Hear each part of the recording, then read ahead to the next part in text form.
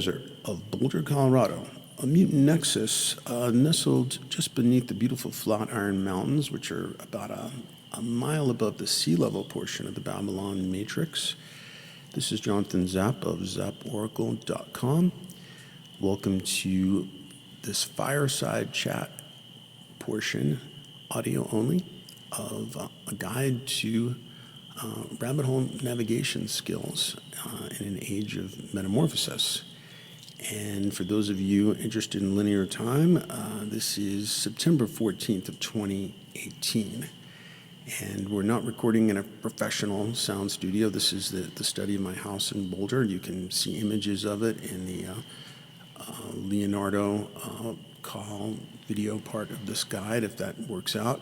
Also in my video looking across the event horizon, in case you want to picture exactly where I'm at. It is kind of a visual rabbit hole.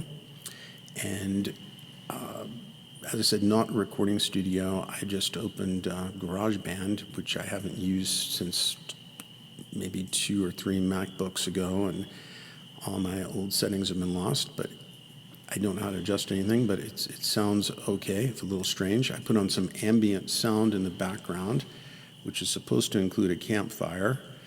I don't know if you can hear it. The crickets and the wind maybe sound a little bit louder, but it's there. And so this is going to be where, because when we videoed the main part of the guide, I was really under intense pressure. I mean, we had basically one take for almost all of it, and there was no teleprompter. I had a little outline on my phone, so under the pressure to extemporize, a few things got left out, or it didn't feel like I could relax and go into certain things with as much depth as I might like to, and that I can here.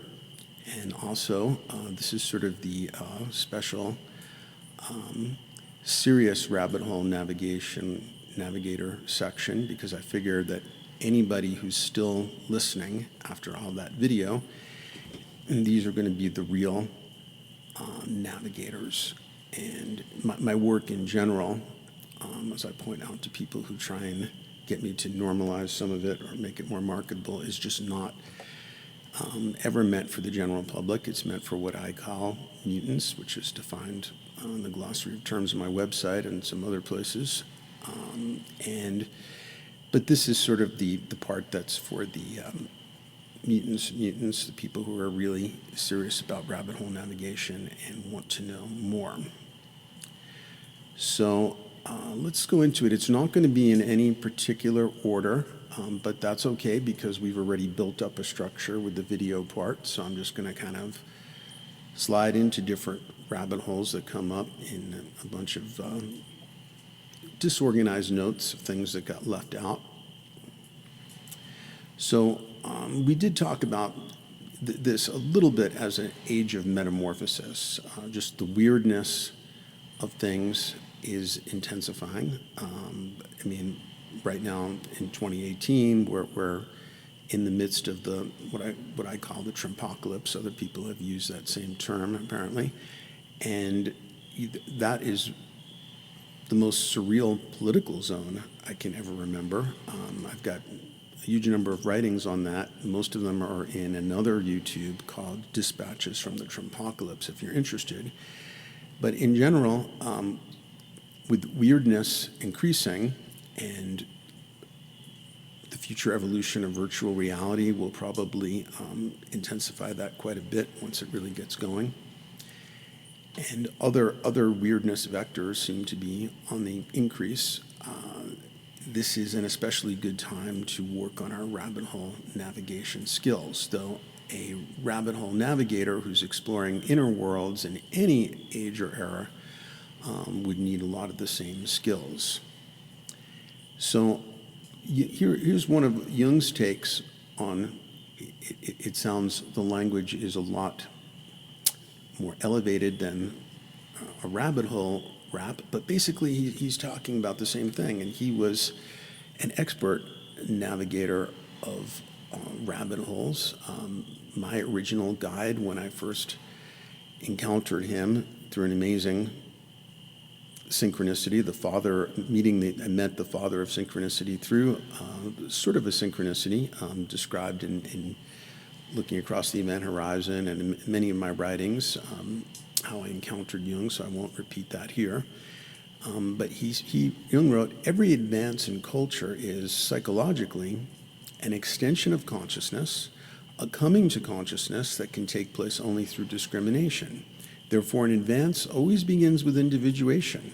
That is to say, with the individual, conscious of his isolation, cutting a new path through hitherto untrodden territory, getting sucked into a new rabbit hole, in other words. To do this, he must first return to the fundamental facts of his own being, irrespective of all authority and tradition, and allow himself to become conscious of his distinctiveness. If he succeeds in giving collective validity to his widened consciousness, he creates a tension of opposites that provides the stimulation which culture needs for its further progress. So that is kind of a mission statement for the moral, cultural, evolutionary value of rabbit hole navigation. And maybe I didn't say much in the dining room scene about my own personal history of navigating rabbit holes. And I guess I'll go into just a little bit more of it here. Most of it I really don't make public because I don't know how much it'll be meaningful to other people, and maybe I'll save that for some future autobiographical project when I'm in my 80s or something, if I should happen to make it that far. So, but I'll talk about a couple of them. Really, the first one happened when I was about 2.5 years old. I do have very good memory of early events, even of being in baby carriages and envying children who were able to walk and things like that. And I think I was about 2.5 or 3 years old at the time. And I know I was extremely young, and I had a nighttime experience that could be interpreted as a dream or as entity contact during a dream. It's not something I claim as evidential, but ancestors, I believe, spoke to me. And one of them I've since come to believe was my fraternal grandmother. His name was Augusta Zap. That's just sort of a guess based on photographs of her and the feeling I got from that. And she was maybe the spokesperson of sort of a chorus of spirits and told me a bunch of things about myself. And I've forgotten all of what those things are, except for one thing that really stayed in my mind and has resurfaced at different times in my life. And she said, "You have the gift of an understanding heart." Now, one of the things that's significant about that statement is it sort of shows how much further I have to go to sort of reclaim my essence. In the I Ching, or in the Taoist I Ching and alchemical I Ching, there's talk about evolution recurring on the path of returning to the Tao. This is called the path of reverse alchemy. And basically the idea is that we're born in tune with the Tao, in tune with our essence. And many organisms, daisies, spiders, viruses, they never deviate from the Tao because they don't have free will to do so. However, human beings acquire a lot of conditioning. In the I Ching somewhere, it says that that's thought to peak at 16, which sounds about right if you consider most people are halfway through high school. I was a high school teacher myself for 14 years, and I believe that few Americans at least ever recover from high school. So it certainly seems true for this country that that's a time of reaching a peak of acquired conditioning. But anyway, if you can follow the path of reverse alchemy, and this may involve going down many rabbit holes to rediscover who you really are, this is the path of reverse alchemy, then you can reclaim your essence. So The understanding heart thing, to my mind, suggests that the reclaiming the essence thing may be a multi-incarnation project, because to most people I seem like somebody with an understanding head. And it's a little bit deceiving because I was brought up by thinking types, and clearly I am a thinking type, but the whole arc of my life, and as I've engaged rabbit holes, well, especially since, say, the age of 20, has been a movement away from relying on the left brain approach and toward taking a more right brain approach. So intuition has come to supplant thinking in many cases as my leading psychic function. And people often don't sense that because I have a strong thinking function. I can take intuitions and turn them into sentences and paragraphs, so it can sound like it's all been thought out. So that has been the arc of my development, and I have got a feeling I was brought up in a very intellectual family, as I started to mention in the dining room, where there was a lot of really where I just assumed that sort of aggressive Socratic dialogue was normal conversation that gets me into a lot of trouble, but where rigorous reality testing was just, and debate, kind of sparring intellectually, was just a big part of the Jewish intellectual tradition, and particularly with my parents.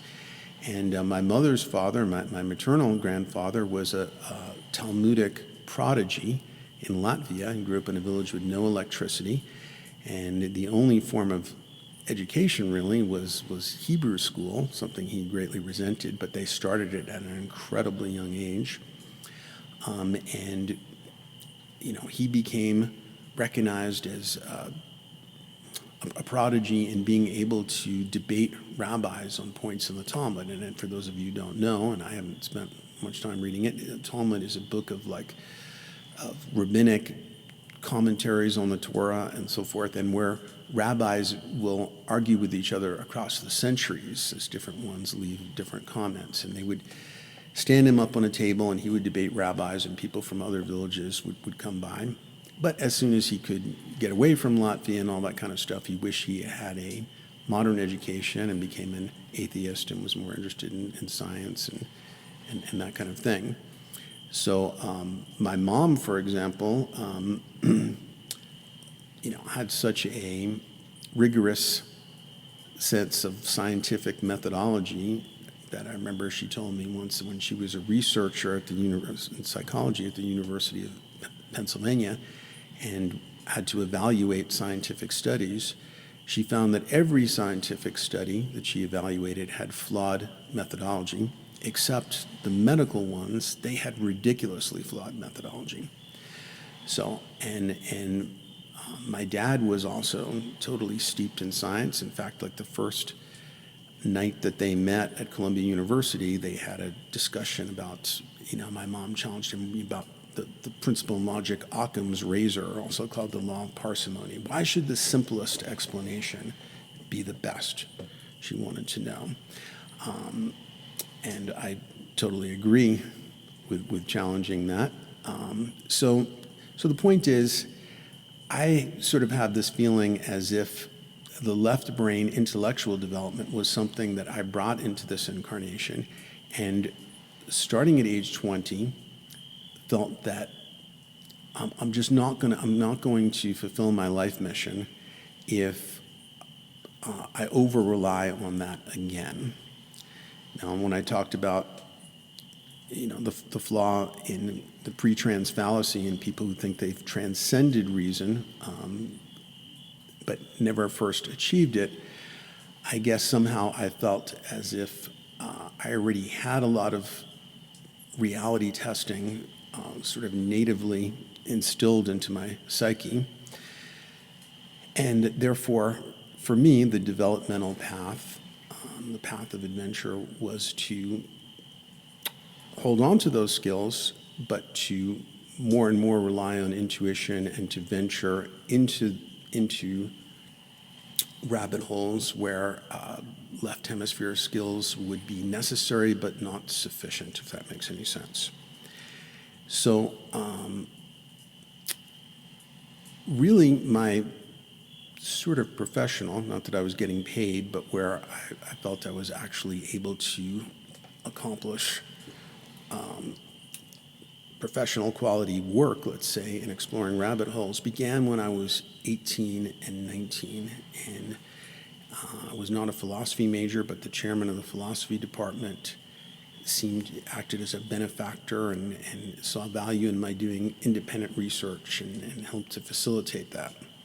It started with a paper I wrote called The Image of Evil, where I wanted to figure out why we associated certain visual appearances with evil. I came up with basically a reductive theory, but that with some soundness to it, sort of a Darwinian evolutionary theory, that a lot of it had to do with our instinctive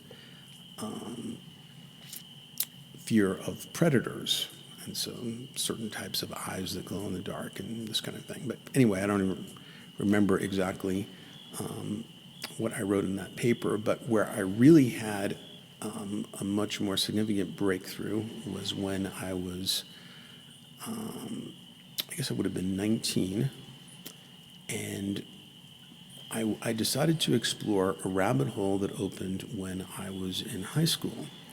And I guess instead of trying to do it off the cuff, this will be one case where I have it pretty nicely written out in my book, Crossing the Event Horizon.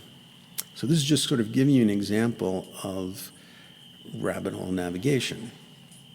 And it's a little subsection of the book called Dostoevsky and the Voice from the Clock Radio. Another key anomaly occurred during my 14th year, though it'll not be clear until later how it directly related to the singularity archetype. I felt something prod me out of the deep sleep of a healthy 14-year-old at 2 or 3 o'clock in the morning. Some irresistible inner prompting had me reaching toward my futuristic-looking Panasonic clock radio to switch on the sound. When I did so, I heard a voice coming out of the radio. It sounded exactly like my own mind speaking in my head. I was stunned and wondered if I was still dreaming. But everything in the room felt so physical and real. The voice seemed to express my most inner thoughts, the thoughts I had not shared with anyone, and the thoughts and feelings expressed by the voice had what I thought were the unique perspective of my own mind and personality. Suddenly there was a station identification break, and I found out that what was going on. It was WBAI-FM, the station I tuned into far more than any other. The WBAI of the 60s and 70s was unlike any radio station that has ever existed before or since. Referred to in the New York Times magazine as a anarchist circus, one station manager was jailed in protest, and the staff, in protest at sweeping proposed changes of another station manager, seized the studio facilities, then located in a deconsecrated church, as well as the transmitter located atop the Empire State Building, and kind of held it hostage. Tuning into WBAI at random, I could find almost anything going on, and some of it was mind-blowing. For example, there was a popular show run by hilariously militant lesbians. Males were not even permitted to call the show, but they did anyway, and always to tell the militants how much they loved and supported them. In return, the lesbians showered them with verbal abuse. "Well, don't you worry your pretty little head about it," they would say as they hung up on the male collars. As we'll see with this and many other examples, a source of cultural novelty is also likely to be a source for strange, sometimes synchronistic encounters with the singularity archetype or with other aspects of rabbit holes, of course. So WBAI was one of my main portals into the novelty of the 1960s, even though I was too young, still in high school and stuff, to take off to Woodstock and things like that. I did go to some hippie summer camps, but this was sort of like a portal right into the mind and imagination, the most mutant and weird imagination of the 1960s. And some of the stranger radio shows of that era of New York New York City, played a, lost my place there, played an almost internet-like role in informing me about esoteric subjects. The most significant of these was the famous Long John Nebel all-night radio show, a magnet for all subjects paranormal, and the forerunner of Art Bell and the Coast to Coast franchise. And Art Bell acknowledged that many times. And of course, I've been on Coast to Coast quite a number of times. So it's kind of come full circle for me. From being a listener as an adolescent to being a guest now in my adult life, as well as a listener. I pulled many all-nighters during my high school years, experimenting with photography in our basement dark room in the Bronx while listening to reports of the bizarre and anomalous on the Long John Nebel show. After the WBAI station identification break, I found out that what seemed like telepathic radio was actually an all-night live reading from Dostoevsky's haunting novella, Notes from Underground. When I was 19 and a junior in college, I had the first chance in my academic career to do some independent research. And I started with that other paper. That I might have been 18 when I wrote that, but now I was 19.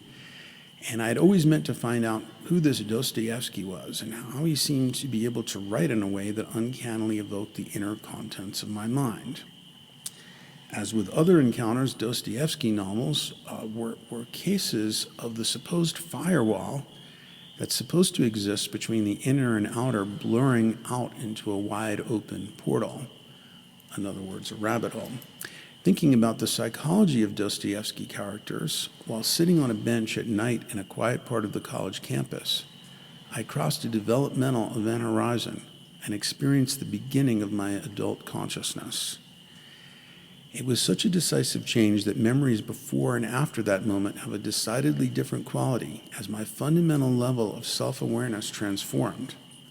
The threshold occurred as a cascade of insights that revealed a psychological model and type that characterized myself and many of Dostoevsky's key characters. I called this type the profound egocentric, but had no idea how it connected to my other obsessions related to the singularity archetype. So anyway, that paper is on my website. It's called Dostoevsky and the Profound Egocentric. And you'll see that I took I think I was more centered in my left hemisphere at those ages, and you'll see I took a very analytical approach to this to this rabbit hole that haunted me. So let's skip. One thing that happened, and I'm sure I've talked about this elsewhere, but the next year, you can see my video looking across the event horizon, or read my book, but the next year, that was when I made my big discovery about the singularity archetype. And that's when I was 20 and just about to graduate from college. And then I know that by the summer after I graduated from college, I had just sort of this, and it might have even been before, probably was before I graduated, maybe after I completed that paper. I just had this big global intuition, very persistent, that my deepest experience or opportunity to explore the themes of the singularity archetype would not be through scholarly research, though it was my intention to continue doing some of that.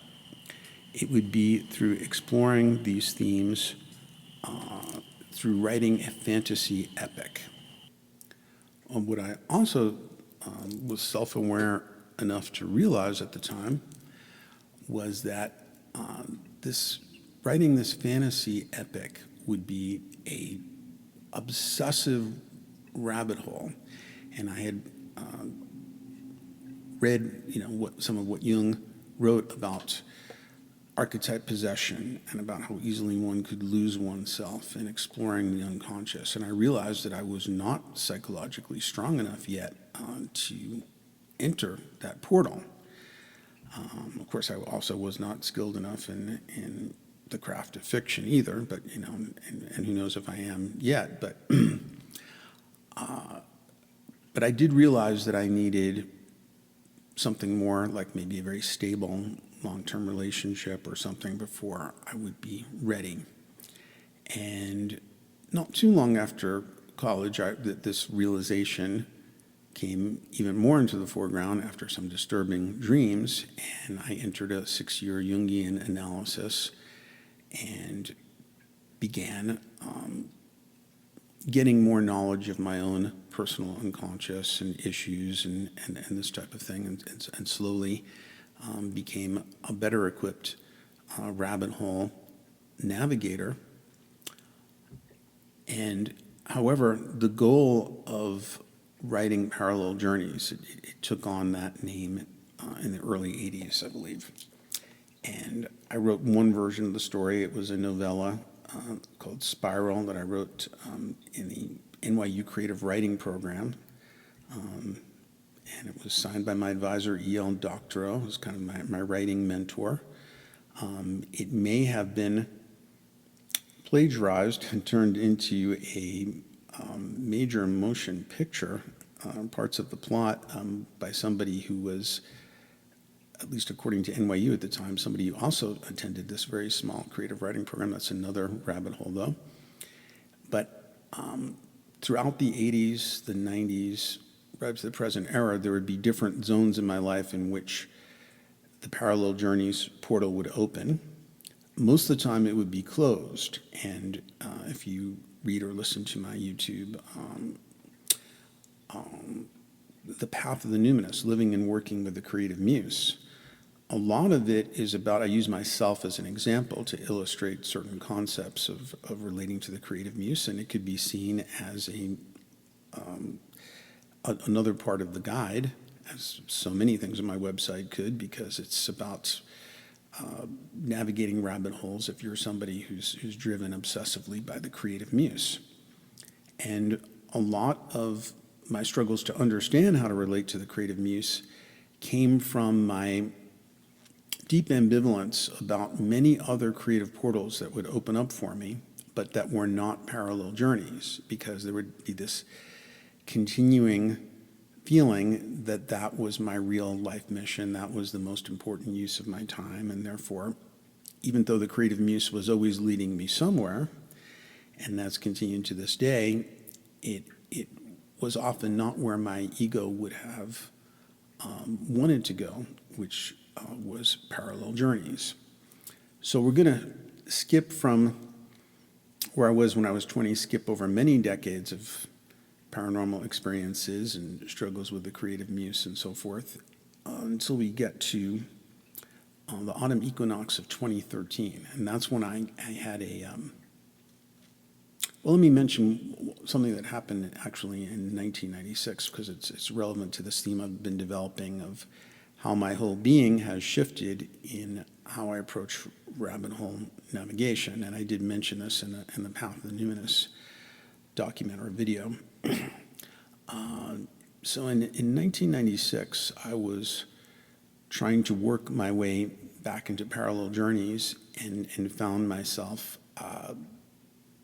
being, during a particular writing session, being powerfully drawn away by an insistent intuition that I should make a big collage of images that would be related to parallel journeys. So I would sort of look up and see this portal of images.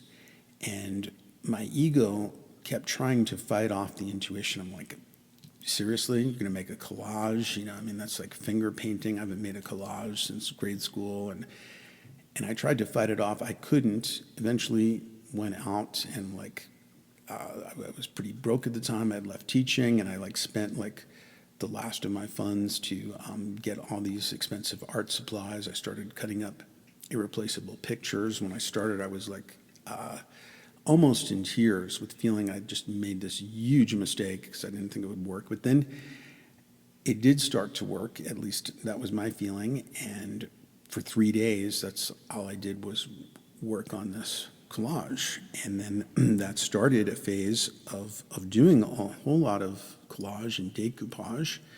At the same time, my inner critic saying, this is so inferior to working on parallel journeys or whatever. But what I came to realize was that it was a very important developmental stage because it was a far more right hemisphere creative task.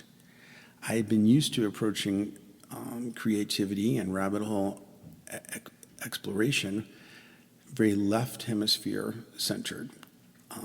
Jung and other great psychologists were my models, so I was always sort of there with my instruments in hand and trying to take some kind of William James-like approach and being very analytical and the visiting anthropologist and this kind of thing.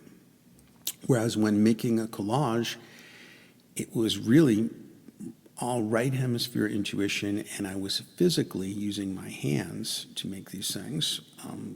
Whereas as a writer, whatever I'm creating, it has that abstract, my fingers are on a keyboard of some kind, but it has that abstract quality in that I am creating out of zeros and ones converted into letters and words and so forth.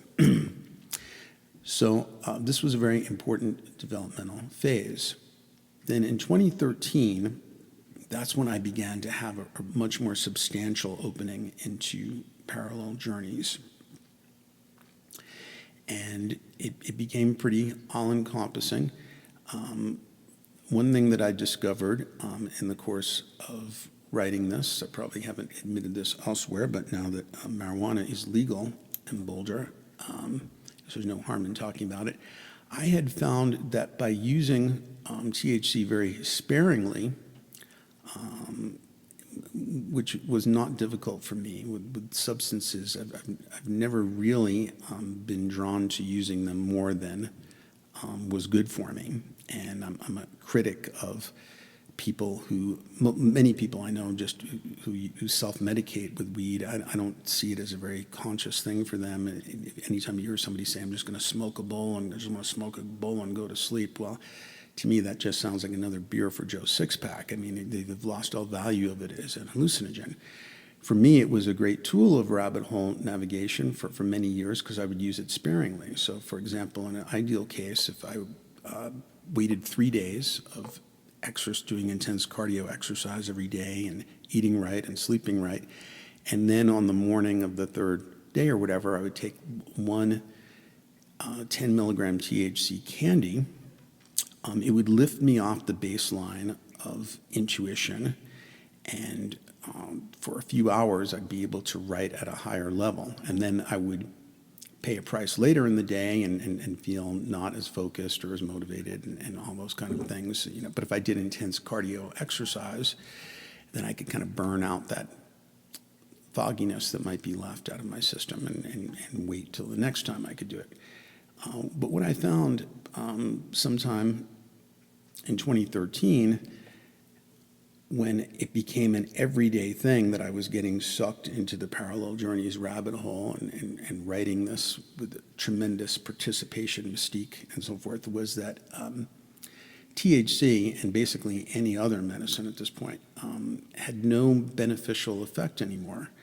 I had already found a way to, just by getting up pre-dawn, more about the pre-dawn window zone later, I was able to get into that expanded intuitive bandwidth place, and so the addition of the THC just created a bunch of physiological noise and things like, and the munchies later and this kind of thing, but with no added benefit. So to this day, I mean, a candy like that will make me feel pleasantly stoned, perhaps, but it's not clear that it's enhancing my intuition or enhancing me in any way, and therefore what it used to do, the benefit I used to get from it no longer happens, and this is probably just because of this overall shift of my becoming more bihemispheric.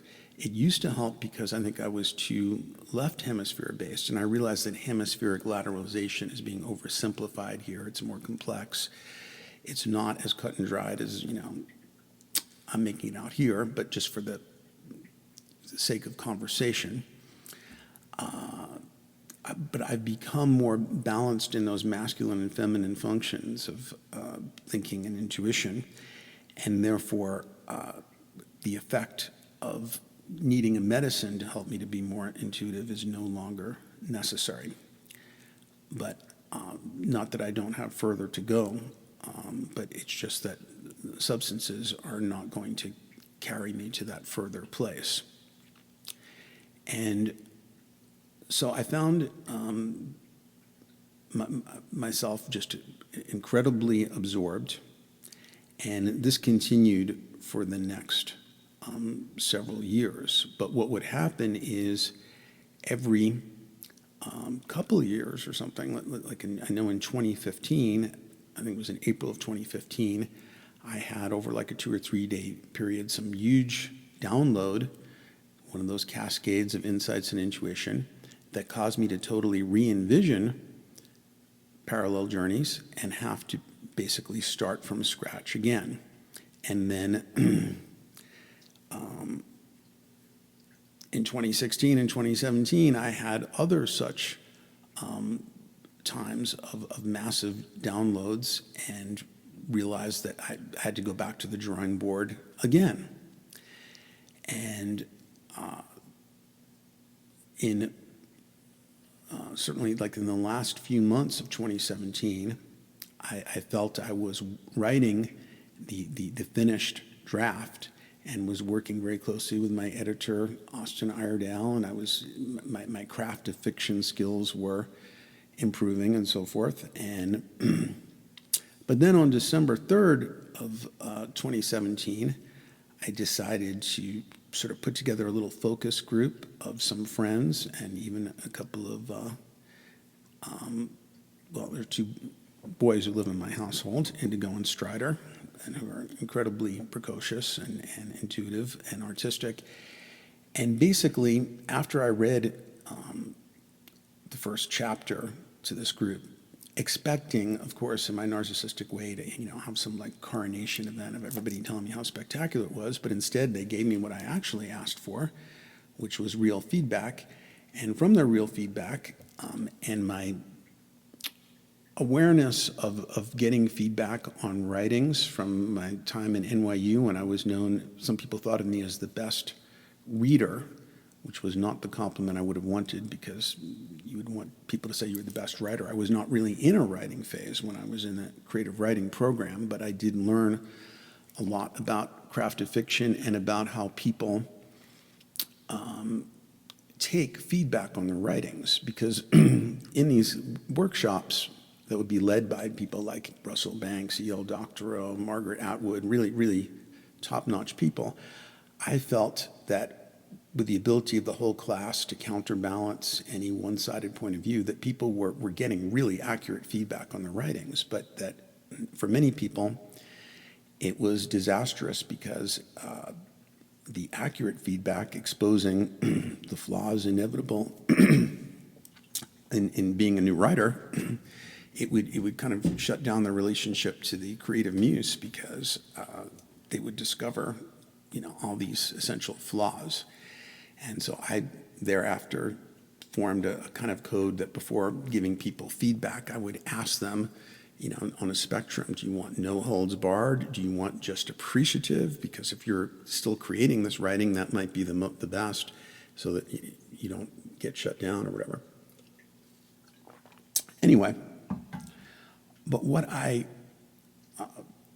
trying to be honest with myself and listening to the feedback, I realized that there were very accurate themes in what people were saying, including even the young kids, and that ways in which I had violated essential story structure were really fatal flaws. And it was also just sort of a realization that that, as I've had many other cases, that parallel journeys was still not where I wanted it to be. These portals would open, and I would feel like this is it, and that would be necessary to have this full participation mystique experience. But then I would, after achieving that level, realize, no, still not there yet. Anyway, so after that happened, and this is all relating to like my present state of rabbit hole navigation, so bear with me.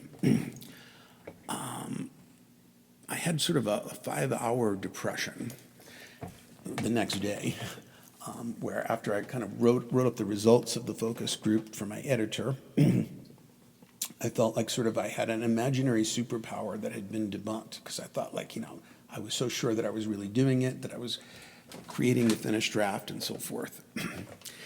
And so feeling like a general life failure or whatever for 5 hours, I opened a journal at that night. I usually don't write in the evening. It's usually that pre-dawn portal thing for me. And I immediately started getting, this is the whole thing about the well is never dry. I won't go into the details, but I just immediately started getting huge downloads about everything. And so since December 3rd of 2017, which is now like 10 months ago, that's what's been going on. I still get up at pre-dawn. There have been brief ventures into parallel journeys, but abandoned. But it's been the most rabbit hole-like phase of my whole life, where won't go into the details, but there are a lot of paranormal things going on. Some of it relates to what appears to be after-death communication. And on any given morning, well, not this morning because I knew I was going to do something related to finishing this video, but I didn't know I would do a whole fireside chat. I was just kind of led into that. On any given morning, I don't know what's going to happen, but I'm sucked into some rabbit hole or another. And it's been humbling to my ego in certain ways, which no doubt could use a lot of humbling. I've admitted to being a narcissistic personality type, a recovering narcissistic personality type throughout my writings. But because I wanted to believe I was creating this finished book, Parallel Journeys, that would finally get it out there. And instead, I've been writing, there's probably been a couple thousand words written since December of 2017. But it's not anything that I could even conceive of sharing with the world. I've turned it into things, spiritual technologies and things for my own use, like my own personal oracle that is now something like 650,000 words with 722 cards. And but it's not something I could even conceivably share with anybody else. So this is why rabbit hole navigation has become a very prominent theme. And strangely or synchronistically enough, before that December 3rd break with Parallel Journeys and descent into completely unstructured, I can't say completely unstructured, there is a structure in that during the whole navigation, I am writing continuously. And that can be sometimes 8, 10, 12 hours sometimes, as were some of the Parallel Journeys sessions near the end there, and where, I don't even notice the time going by because I'm at the edge of my seat. So there's a structure in the sense that I still write in complete sentences and paragraphs most of the time, but the writing is just sort of like the recording medium of what might be going on, which may be different adventures in the imaginal realm and all kinds of different things, dialogues with entities, who knows what. And again, I don't report on it because I'm not making evidential claims about it.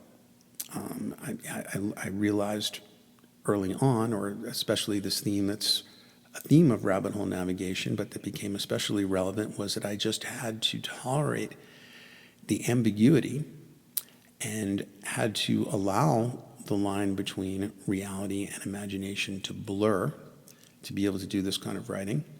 But I emphasize again with that, that's a special type of permission given in a particular context. I wouldn't let that line blur if, say, I was on the jury of a murder trial where one had to be far more nuts and bolts factual about things, for example. So I allow myself to blur the line between imagination and reality where there is no ethical issue with that as far as I can tell. So when it comes to my own private writings, why not do that? Because that seems to allow a deeper exploration. Anyway, so that's what's been going on for the last 10 months is just intense rabbit hole navigation on a daily basis, and where people talk about, I was just at the IANS conference in Seattle, International Association for Near-Death Studies, and a lot of people talking about meditation and so forth, different techniques to sort of open themselves up to communication. Well, I might be foolish, but I've tended to neglect meditation because what happens is I will wake up, feel like, I can be woken up by the muse sometimes, dramatically, and sometimes after a very brief amount of sleep, and I will come down to my study and feel like there's no way I'm going to really be inspired with anything. I just feel tired and groggy and grouchy and so forth. I don't think like that anymore because this has been disconfirmed. And basically, I'll just turn on the computer and almost immediately just get sucked right into a rabbit hole, and without any meditation or, I have my other things to kind of prepare the atmosphere and stuff, but I don't seem to need meditation to make that happen. So I guess that brings us up to the present day and where I am right now with rabbit hole navigation. But maybe one thought I didn't finish was about that relates to how this talk came about. So I was asked by the Boulder EXO to give a talk, and I had already done my usual talk on singularity archetype at another Boulder venue, the Society for Scientific Exploration. So my agreement with both outfits was that I would not give the same talk at two places in Boulder that had a lot of overlapping audience. So I just said, I'll create a new talk, and it'll be on rabbit hole navigation, which was certainly relevant to writing Parallel Journeys, that certainly was a very rabbit hole-like experience and with lots of crossover effects and so forth. I did not realize when that talk was arranged quite some time before, and the talk happened just 5 days after December 3rd, on December 8th, that it would happen to line up with happening just 5 days into the present phase of such way beyond ego control rabbit hole navigation for myself. It also is sort of convenient or appropriate in another way in that since 2013, really, where most of my writing was Parallel Journeys, my public output of writing, I put up a lot of articles on Reality Sandwich. I probably wrote 25 articles about the Trumpocalypse, but compared to, say, the 5 years before 2013, my public output of writing is so much less because I'm forced to navigate rabbit holes that are not appropriate to share publicly. So creating videos is this is a kind of a way to kind of stay in touch with any audience I might have, and to share at least some new content without getting diverted from the need for the rabbit hole navigation by new massive writing projects.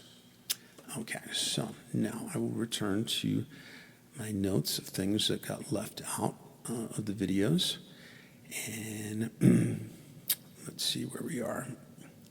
So we talked a lot about liminality, and that's the between and betwixt place where subject and object enter an outer blur.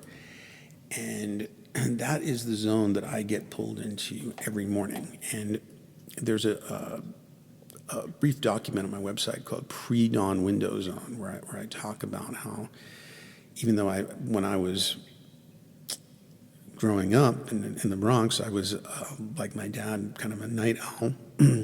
I'm now an extreme pre-dawn person, and I talk about why that is a liminal zone. Most people in the community are asleep and in the dream time, so it seems like a key zone for me, at least to start the writing process, which can then push out past then if I've gotten on a roll with it, and I have blackout curtains in my study, and it's kind of like sealed off from the outside. Put a soundproof, a sound dampening barrier in front of the door, and try and make it into as much of a portal as possible. When Howard Gardner at Harvard reviewed the lives of several highly creative people, and this is from my friend George Hansen's book, The Trickster and the Paranormal, a very seminal book I recommend everybody read. So I'm reading directly from his text right now. But when Gardner reviewed the lives of several highly creative people, including Sigmund Freud, T.S. Eliot, Mahatma Gandhi, Pablo Picasso, Igor Stravinsky, Martha Graham, and Albert Einstein, in his book Creating Minds in 1993, he noted they typically strive to maintain positions of marginality, i.e. anti-structural or liminal positions. They felt that their creative potential could be stifled if they became too much a part of the established system.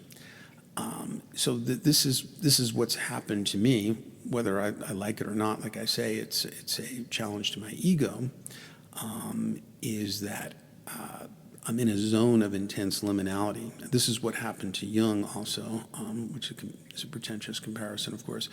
But after his break with Freud, he went kind of into his fallow period, in which he confessed to being borderline psychotic, and where he was just sort of having visions and exploring inwardly, and a lot of these explorations were recorded in the famous Red Book that was recently made public, or in the last few years made public. And so that's kind of analogous to where I am now. What allowed Jung to be able to better do that than Freud was he married the second richest woman in Switzerland, Emma Jung, inheritor of the IWC watch fortune. And so he could afford to have a fallow period, which Freud, of course, could not, because he had a large household of people he was supporting and was very much a working man. So he had to keep seeing patients and so forth to keep all that afloat. Similarly, I'm in a position of modest financial independence at this phase of my life, and so I don't have to hold down a scheduled job. I don't have too many deadlines. Occasionally I'll make one happen. One will occur, like through this video, where I'm working with other people and need to get my part of it done. But for the most part, I'm in a place in my life where I can kind of go off the rails and into rabbit holes. Okay, so now we're going to just kind of float around to different aspects. One of the things that I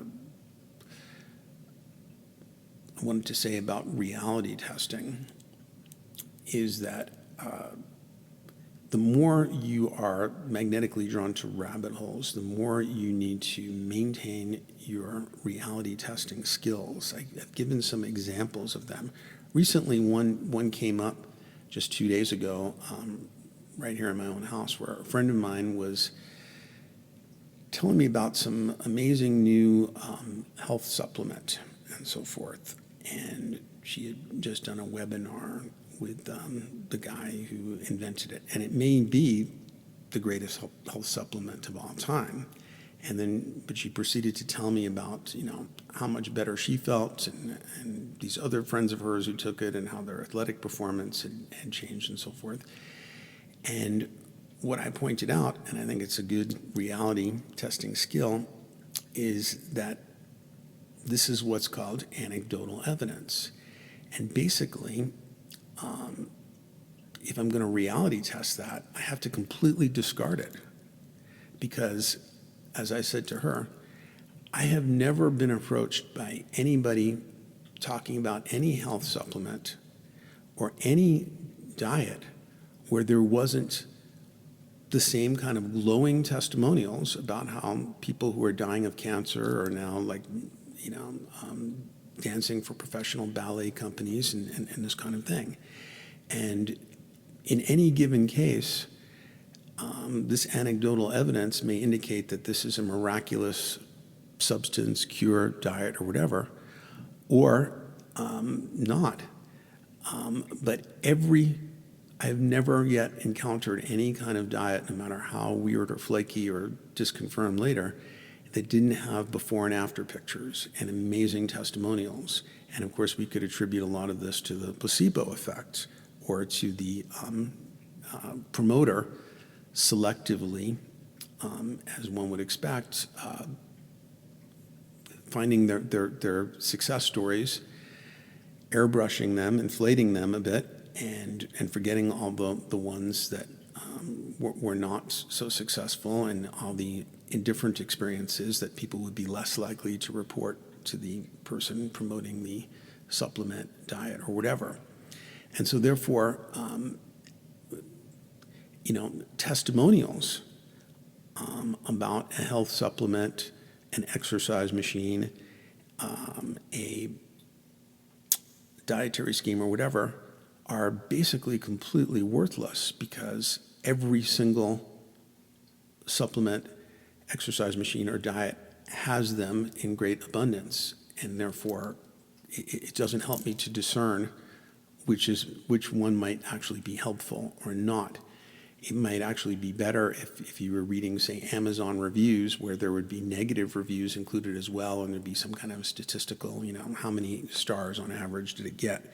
But glowing testimonials for anything are just, and believing those, are just bad reality testing. Other examples of common bad reality testing are when people tell you not to be judgmental, and they don't seem to notice that is to say don't be judgmental is a judgment, and therefore in philosophy this is called an error of performance. You contradict your own statement as you make it, like a tautology or something. And it also is based on the idea of people being very unrealistic about human psychology, as if it were possible not to be judgmental or not to be prejudiced, when that's just not the way the human psyche works. Somebody who's trying to be conscious of their judgments and prejudices to compensate for how they can be swayed by that is probably the best you can do. But somebody who claims to be unbiased or non-judgmental is just ignorant of how human psychology works. Another such example of ignorance and poor reality testing is an often repeated phrase you'll hear people say, well, I don't care what other people think. Now, this statement who is this statement uttered to? Other people, to influence how they think about the speaker. So obviously they do care about what other people think, or they would never even utter the statement. So it's another error of performance kind of thing. And it also shows this lack of reality testing about human psychology, because we're social mammals. So unless you're like profoundly autistic or in a coma or something like that, you do care about what other people think, or you wouldn't be talking to them at all. So another way in which people can lose their reality testing skills is by playing this game of like connect the dots. So you see this with conspiracy thinkers quite a bit. And they connect these different dots and don't seem to realize that the trickster aspect of the psyche and of the whole universe, and that if you want to start lining things up, like my saying, once again, that I use to remind myself, wherever you cast your obsessive attention, there shall you find weird patterning. So as they connect these dots, they never seem to challenge themselves about things that seem to point altogether in the other way. So for example, and now we just passed the 17th anniversary, I run into fewer hardcore 9/11 truthers, And again, I'm not close to the idea that there can be conspiracies, false flags, and so forth. But an example of the lack of reality testing is that I started asking 9/11 truthers at some point, well, given what you're saying, that Dick Cheney and whoever else was involved in this vast, complex conspiracy with making whole plane loads of people disappear and so forth, just the incredible logistics of that, and without leaks and so forth, even though the Bush administration was riddled with embarrassing leaks like every presidential administration, why didn't they just plant some WMD in Iraq if they could do all that? Because that was like the essential public relations and in every way disaster of the Bush administration was not, and the principals like George W. Bush admit that, that they didn't find the WMD. And it would have been a cakewalk to have planted some, given that we sold WMD to Saddam Hussein in the past, and they lost tremendous political capital and tremendous power by not being able to find them. So if these are the same folks who pulled off 9/11, why wouldn't they have planted WMD in Iraq? Now, not only were no 9/11 truthers able to answer that question for me, what was scary was that none of them had even thought of that question, because they were on their own connect the dotism path, and this was sort of as unwelcome as the devil at prayers, reality testing that challenged an essential premise of their whole point of view. So one can connect uncanny dots and be completely misled. And this is why it's very important not to overread synchronicities or dreams. And Jung was quite clear on this, that the dreams should not be seen as the voice of God, like some people will read them. Dreams perform all kinds of different functions and maybe a composite of all kinds of different sources. Some may be profound revelations. Those are usually few in number. Those are what we call the big dreams. And others may just be chaotic real-life experiences in the dream time, not to be subject to interpretation. There's a Jewish saying or something that, an uninterpreted dream is like an unopened letter, but that dramatically overstates the case for dream interpretation. After 60 years of dream interpretation, Jung couldn't make heads or tails out of most of his own dreams, and I don't. Same here. I have those big dreams that are to be interpreted, and there are others that are just like weird experiences and cannot necessarily be subject to interpretation. So you can get completely lost in rabbit holes if you start overreading everything as a profound divine message and not realize that there's a trickster function there. And so this is where you start connecting dots that are not helpful to connect. So, you can be led on a chain of synchronicities and paranormal experiences down totally blind alleys or into amazing pitfalls. I mean, somewhere there are probably a couple of teenagers doing bong hits and playing records backwards. I guess vinyl has made a comeback, and books are falling off the shelf while they're reading Aleister Crowley aloud, and all kinds of weird things are happening, and maybe they're getting sucked into the Ouija board. Does not mean they're on the right track, even though they may be having paranormal experiences and weird things happening. This could be leading them into very dark places. Okay, just took a slight break there, and I've been talking for almost an hour in one take, so I just wanted to make sure that GarageBand was still working, and I discovered that I had shut off the ambient sounds, and so I should probably explain, because without that ambient sound, you might be hearing some flowing water here and there. I have 2 small fountains on my desk, and I've also been occasionally pouring myself a little yerba mate, so just to explain some of that sounds in the background.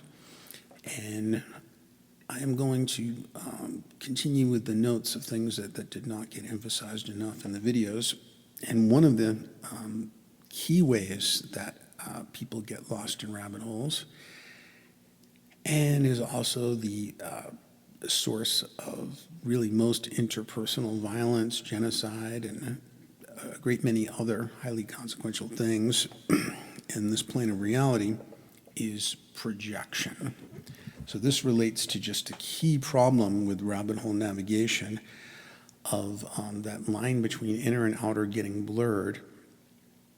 And people will, one of the most inevitable and central tendencies of the human psyche is the projection of charged inner contents outside. And so people think that they are having an emotion or perception or whatever of something outside, but are actually seeing a distorted reflection of themselves, something they are projecting outward. So, for example, most violence is done in a state of what Jung would call shadow projection, where we project our dark aspects onto another person or group. Often that will be somebody similar in age and gender. But so if you think about the Nazis, they wanted to have a 1,000-year Reich, but they feared that the Jews were trying to control the world.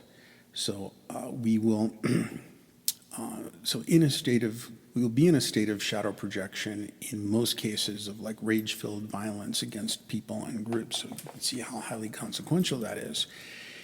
We talked in the video, and there's a lot more about it in my book, about how apocalypticism seems to be largely a projection of the inner sense of the imminence of personal death onto the collective, so that you think that there is some worldwide apocalyptic event coming up. And a really classic case of projection that can have all kinds of obnoxious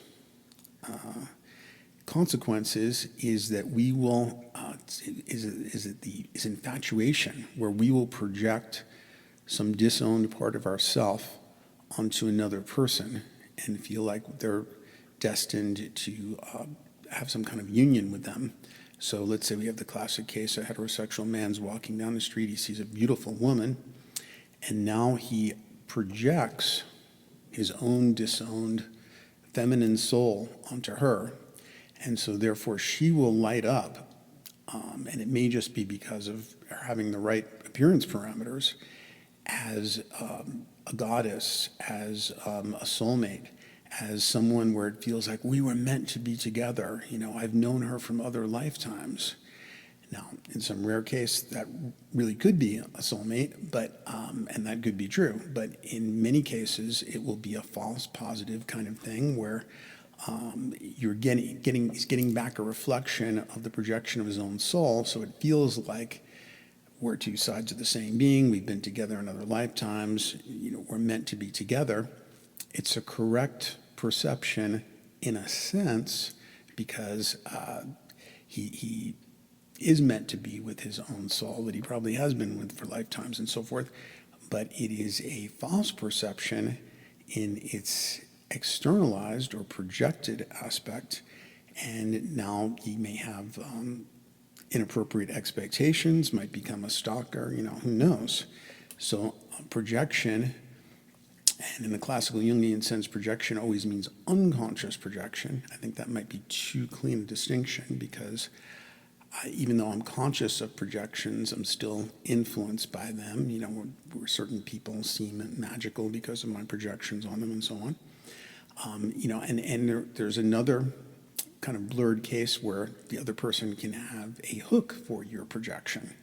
So you can project certain qualities on somebody who does have aspects of them. And so it's partly a correct perception of something about that person, but also an enormous energetic projection of your own inner contents. And so it can get quite confusing and disorienting. And so it's just very important to understand this whole phenomenon of projection.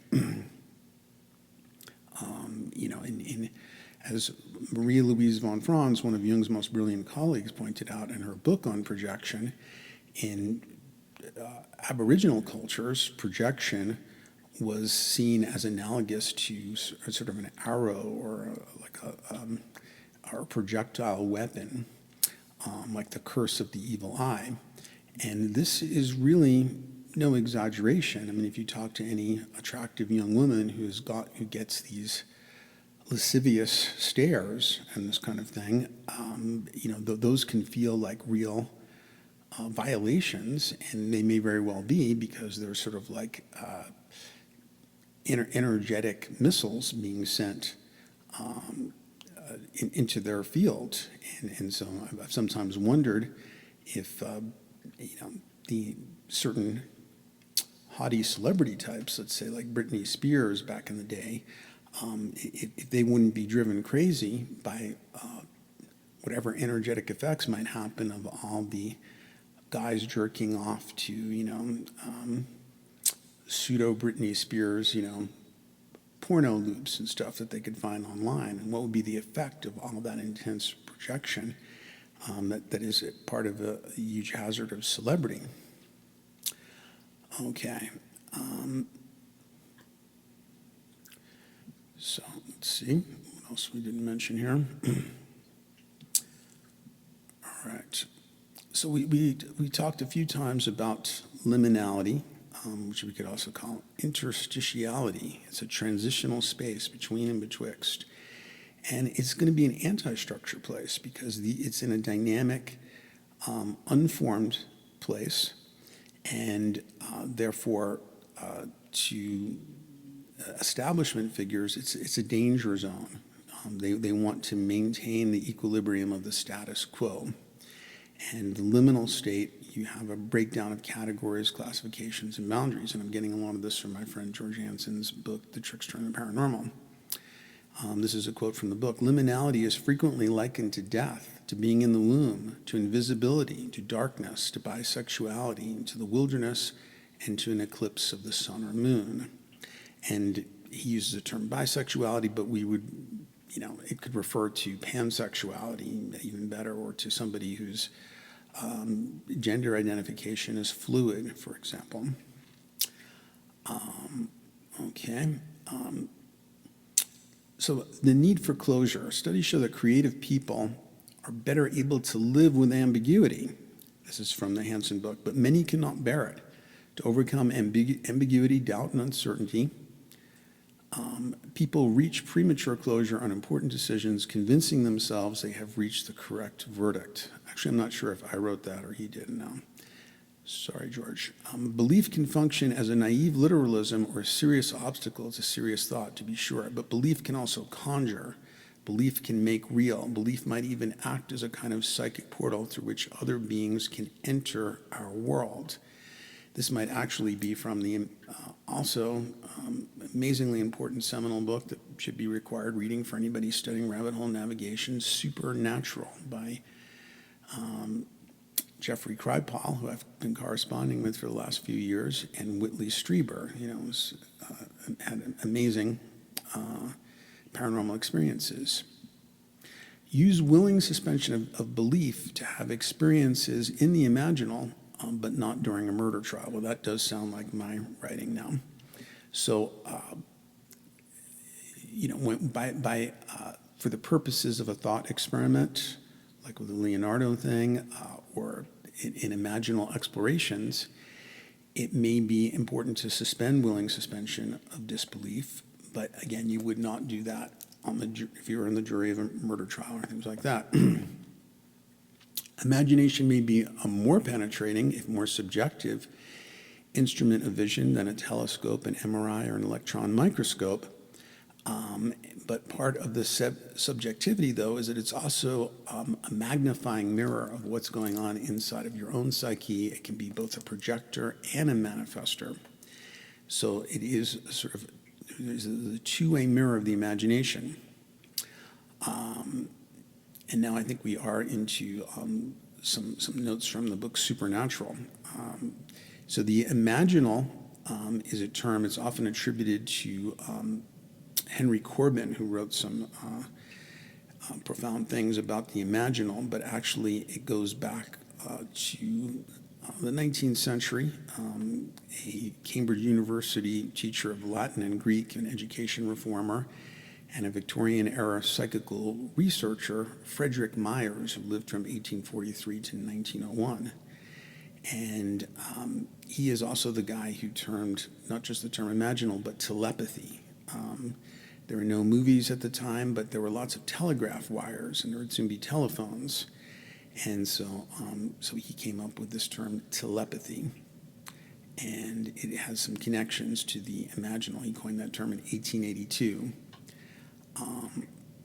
And he intended to express, this is probably Jeffrey Kripal's writing now, through this new word, the fact that most dramatic psychical communications occur between loved ones within extremely emotional states, often in dangerous or deadly context. Hence his new Greek-derived word, telepathos, pathos at a distance. So if you think about it, the etymology of the word emotion is from motion, and so these telepathic effects and other paranormal effects, that's why paranormal effects are much lower when they are done on demand in controlled scientific settings. They're still statistically observable, but they're much less than they would be in spontaneous, highly emotionally charged, if not survival, situations. So when I was talking about crossover effects, I gave a kind of garbled version of the one related to Edgar Allan Poe, but now I'll read you from notes from my book, Crossing the Event Horizon, that'll spell it out a little bit more definitively. Edgar Allan Poe's 1838 novel, the narrative of Arthur Gordon Pym of Nantucket. And in this novel, Poe describes, quote, the shipwreck of the brig Grampus, including an account of 3 sailors and a cabin boy lost at sea in a small boat. The quote is from somebody else who wrote about this incident and crossover effects. You can get the exact attribution from my book. The desperate sailors kill and eat the cabin boy, whose name is Richard Parker. In 1978, the Times in London ran a contest on coincidence that was judged by Arthur Kessler. The winning entry was a true story of an uncannily similar shipwreck. 3 sailors and a cabin boy escape in a small boat, and the boy is killed and eaten. The boy's name, Richard Parker. When the real sailors who had been caught were tried for their crimes, Poe's book was discussed at their trial. Okay, and now another really amazing example of a crossover, and again, this is something that you have to be prepared for with rabbit hole navigation, is that you can't fully quarantine the rabbit holes. What happens in the rabbit hole may spill over into your waking life or your regular life. And Jeffrey Kripal writes about an example of this in his wonderful book, Mutants and Mystics. So this is Jeffrey writing now. Consider how back in the late 1970s, the prolific comic book writer Doug Munch found himself writing out the real in a work of fantasies a few seconds before it became the real, in fact. I sat down with Doug in the spring of 2009. Here is the story he told me. Munch had just finished writing a scene of a Planet of the Apes comic book about a black-hooded gorilla named Brutus. The scene involved Brutus invading the human hero's home, where he grabbed the man's mate by the neck and held a gun to her head in order to manipulate the hero. Just as Doug finished this scene, he heard his wife call for him in an odd sort of way from the living room across the house. He got up, walked the length of the house, and entered the living room only to encounter a man in a black hood with one arm around his wife's neck and the other holding a gun to her head. It was exactly what I had written. It was so immediate in relation to the writing and such an exact duplicate of what I had written that it became an instant altered state. The air in the room congealed, became almost like fog, and yet paradoxically I could see with greater clarity. I could see the individual threads of his black hood. Doug's emotional response to this series of events was a very understandable and natural one. He became obsessed with the black-hooded intruder for months, then years. More immediately, he found it very difficult to write.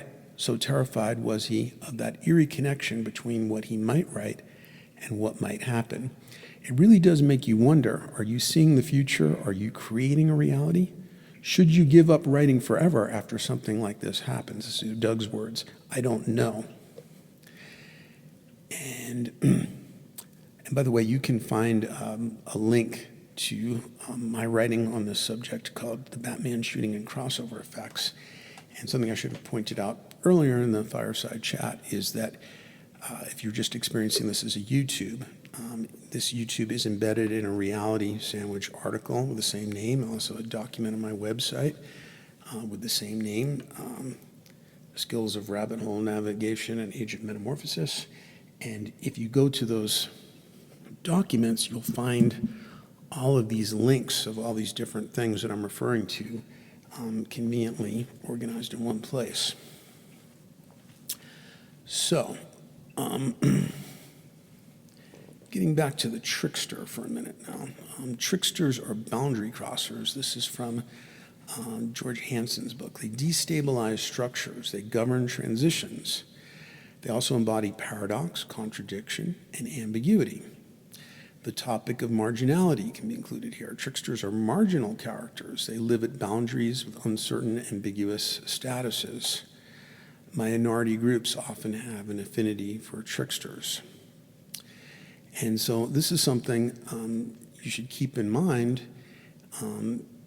because you're going to, tricksters are some of the main citizens of rabbit holes and journeys of rabbit hole exploration. So people that you may seek out for their connection to the paranormal are almost certainly going to be liminal folks.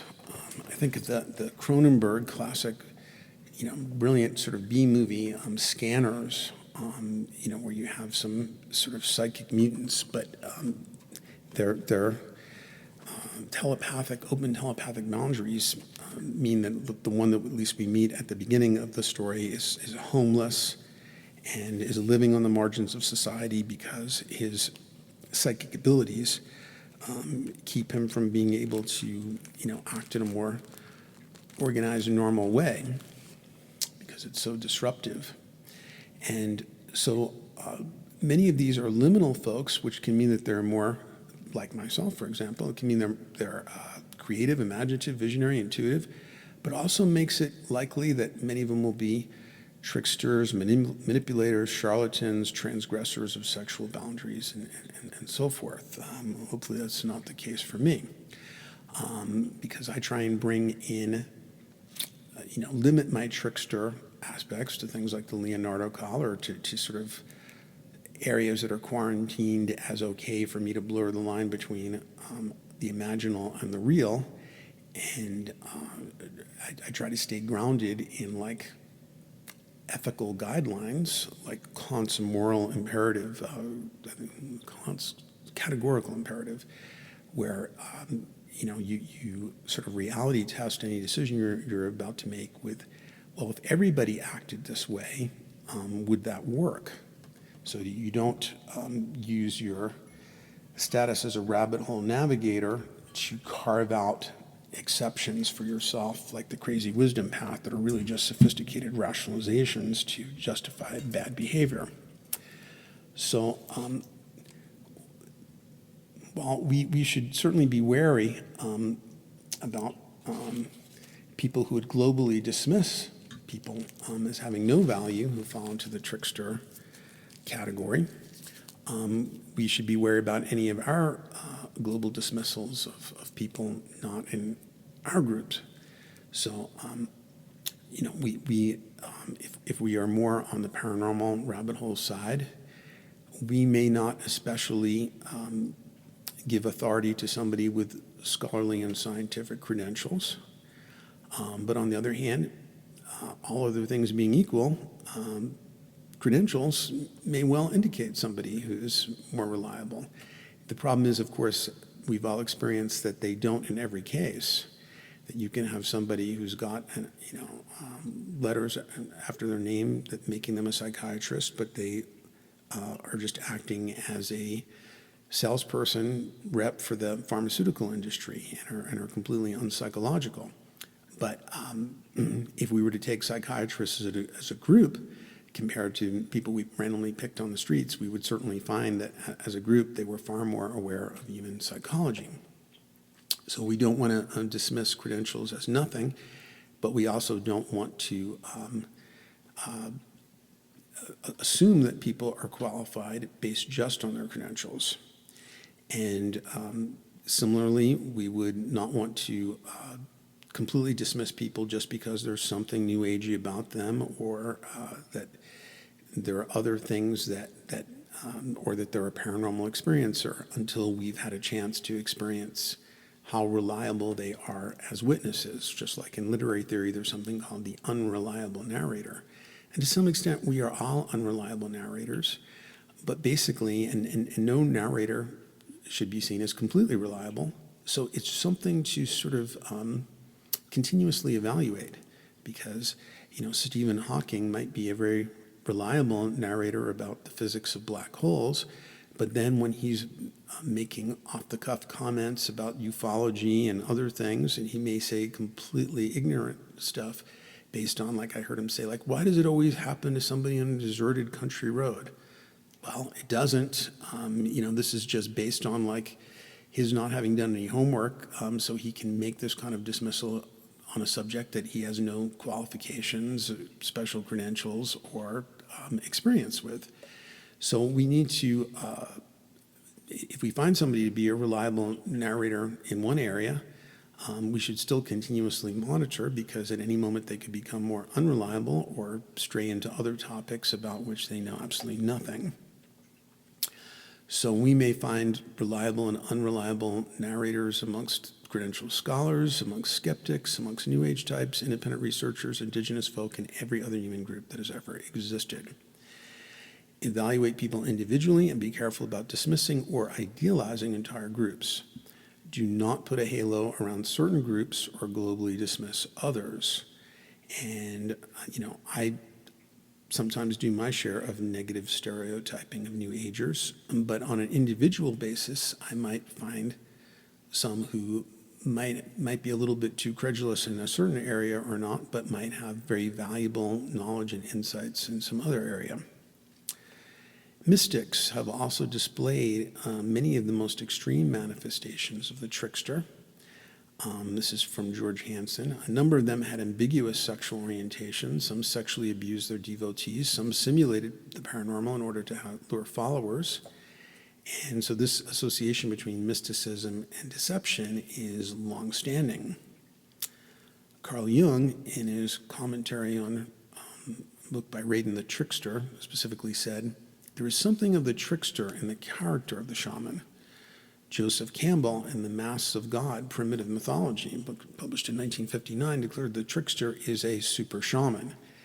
And Weston Labarre, in The Ghost Origins of Religion, published in 1970, commented the trickster is plainly a shaman with a shaman's skills and failures. Shamans simulate paranormal events throughout the world, and the sham of shamanism appears to be one of its most pervasive characteristics. Again, from The Trickster and the Paranormal. So the rabbit hole navigator is likely to feel sympathy with the liminal and take sides with people who are more liminal, like politically radical activists who are on the side of oppressed minorities. But this sympathy can cause one to feel obliged to uncritically accept, respect, admire, and give unearned credibility to liminal figures who are have fluid gender assignments, or who are political activists, or are part of liminal groups. It doesn't mean that they are reliable. It doesn't mean that they're unreliable either. But they should no more be idealized than should people who have patriarchal credentials. Or dismissed. And some people may feel an antipathy to applying reason and other forms of reality testing to liminal phenomenon, like the woman who said, stay there, where they will assume that this is something that is disrespectful to a mystical phenomenon or a mystical person, but it's not. As my late colleague Terence McKenna once said, maybe quoting a Jewish mystic, God can take it, because in the Jewish tradition you could challenge anything, including God. God can take it. If the mystery is real, it can take it. And therefore, you should be able to come at it with all your sharpest instruments of discrimination. Liminal folks are usually disenchanted with the established order and its mythologies, as well as institutional religions. And this potentiates a high need for them to find their own mythos.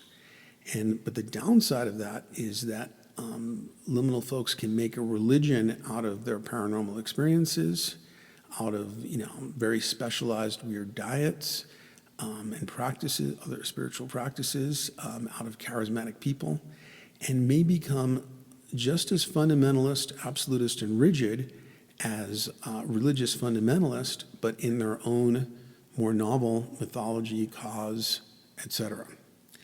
And so reasoning with, like a 9/11 truther, for example, and trying to reason with them or present contrary evidence brands you as a heretic or a sheeple. And so this is what I found with militant 9/11 truthers. When I presented, would ask them about, well, why didn't they plant WMD? I mean, it was as unwelcome as, pointing out inconsistencies in the Bible to an evangelical Christian. They would just be personally offended rather than actually accepting the challenge. So, and you find this with, say, like hardcore materialist ufologists and so forth can be like this as well. A great book on an inside view of an amazing trickster is The Sorcerer's Apprentice by Amy Irving. Her father was a very famous writer, and she became, through that connection, a friend with, and eventually a lover of Carlos Castaneda, and part of his inner circle of sorcerers or pseudo-sorcerers. And it's just a fantastic book on charisma, the trickster, the self-deceiving charlatan, and so forth. And Castaneda in general is fascinating in this regard, because he was clearly a visionary genius, but he was also like a charlatan, a trickster, a hoaxer, but somebody who also believed a lot of his own tricks and so forth. And this is something that con men will say, is that really the best way to be a con man is to at least half believe what you're saying. So this is the case with Donald Trump, where it's, people say, linguists who've studied his verbal behavior say you really can't call him a liar, because a liar has a pretty clear understanding of when they're lying, that he would be more properly understood as a bullshit artist, which they've actually very formally defined. He's just sort of somebody who regards the, factual statements as something to be turned into anything you want them to be, for the purposes of a goal, rather than on reporting on what is actually the case, which is just not really a working category for them. So, and again, you could get more of that from my writings on the Trumpocalypse and my massive podcast, YouTube dispatches from the Trumpocalypse. So, some of the most harmful tricksters are gurus, often from Eastern cultures and so forth, that people give great credit to because they sympathize with them as liminal countercultural figures who are not coming from their own Judeo-Christian background or whatever, and therefore create a great halo effect and give them tremendous undeserved credibility on all kinds of subjects. And so author Sam Keen, who wrote for Psychology Today, I believe, had this to say about the proliferation of wisdom teachers. And at the time, I think he was being interviewed by Andrew Cohen,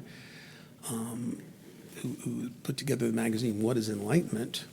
And what's ironic about that is that Andrew Cohen has since even outed himself eventually, after many people called him out, of being an abusive guru himself.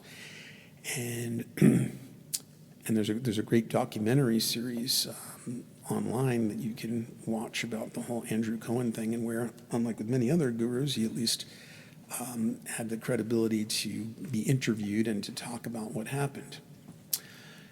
And so this is Sam Keen speaking. One of the things I frankly don't like about your magazine, What is Enlightenment, is the holding up of these people who are supposedly in the absolute and totally liberated.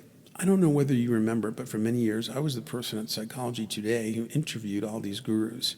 And so I've had a good bit of experience with a fair number of them: Choyam Trungpa, Oscar Akazo, Mutgananda, and others. And if these are all examples of people who are totally liberated, I say give me slavery. Because they were people with enormous illusions and were cultivating enormous illusions in their followers. By and large, almost all of them were totally unclear about three important things: sex, money, and power.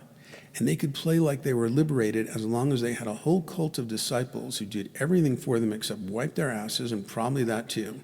And most of them were on enormous power trips. So I think the idea of total liberation is an idea that is more crippling than helpful. And I actually did a fairly considerable piece of writing on abusive gurus in my three-part series you can find on Reality Sandwich and at zaporacle.com, called A Spiraling Eye-Encrusted Overview of the Art of Alex Gray. I was kind of giving Alex some shit about his embrace of abusive gurus like Adi Da and Andrew Cohen and so forth, and which you see in his painting of Adi Da, for example, and of his sort of idealization of all spiritual traditions without fully recognizing their shadow. So I kind of went off on this long tangent about abusive gurus in this three-part series, but gave Alex a chance to respond to that and so forth. So if you want to find out more on that subject that I've written, you can go to that. Avoid any esoteric product or person that depends on some big drama event up ahead. I use the example of Jose Aguirre's harmonic convergence that New Age people in the 80s were talking about for years, when we were supposed to be freed from the illusion of materialism, which I did not notice happening in 1987 or whatever. One thing to keep in mind about these big drama events up ahead, a big disclosure, a big, whatever it is, and notice when I talk about the singularity, I've never attached a time frame to that except that of the lifespan of a human life, because you're guaranteed to cross the event horizon of death. But any kind of big date that's being promoted is only going to bind you more to linear time, which kind of goes against most mystical practices and traditions that want to kind of help you to transcend linear time. So really, authentic esoteric material should deepen your awareness and appreciation of the present, and not just like beat the drum towards some big drama event coming up. Here is, again, we're kind of taking a scattershot approach here. Here is something that Terence McKenna said about conspiracy thinking. Again, I have a video called Problems with a Conspiratist Worldview. It's my one video that I got a lot of, at least a few negative comments on, because a lot of people who like my stuff didn't like hearing me critique conspiracy thinking. Once again, there are conspiracies, but that doesn't mean there aren't huge problems with the way many conspiratists think. Here's what Terence McKenna said about that. Into that dimension of anxiety created by this inability to parse reality rushes a bewildering variety of squirrely notions, epistemological cartoons, if you will. Conspiracy theory, in my humble opinion, is a kind of epistemological cartoon about reality. Isn't it so simple to believe that things are run by the graves, and that all we have to do is trade sufficient fetal tissue to them, and that we can solve our technological problems? Or isn't it comforting to believe that the Jews are behind everything, or the Communist Party, or the Catholic Church, or the Masons. Well, these are epistemological cartoons. It is kindergarten in the art of amateur historiography. I believe that the truth of the matter is far more terrifying, that the real truth that dare not speak itself is that no one is in control. Absolutely no one. This stuff is ruled by the equations of dynamics and chaos. There may be entities seeking to control, but to seek control is to take enormous aggravation upon yourself. It's like trying to control a dream. So that was what Terence McKenna said in something called Dreaming Awake at the End of Time. And yet, Terence himself underestimated the trickster aspect of the unconscious and got fooled himself, especially with his software program and that noir obsession, Time Wave 2000, where he believed that we would have more novelty in the last few seconds before midnight on December 21st, 2012 than in the thousands of years that preceded it. And I did get to personally challenge Terence on some of his thinking about Time Wave 2000 in the spring of 1996, which his theory also had predicted as a huge descent into novelty. And I didn't really think he had much to show for it, though he claimed that, because we had the brightest comet and so forth and a few discoveries here and there, that he was still conserving his belief and not seeing it as disconfirmed. And I pointed out to him about how, in one case, when it was convenient to the theory, he would locate novelty at the birth of some highly novel figure like Muhammad, but in other cases, he would locate it because it was more convenient to confirming the graph created by his Time Wave 2000 during the adult years of a novel figure when they were generating actual cultural novelty. And he kind of conceded graciously and be like, well, you're right, novelty is a squirrely concept, he said. So, so people who were great explorers like Sigmund Freud, could still easily be fooled by the trickster aspect of the unconscious. And that's why I don't share a lot of my personal experiences, because I know that I'm as capable of being, of dancing with the trickster as anyone else, and try not to make any claims until I've gotten a whole lot of confirmation.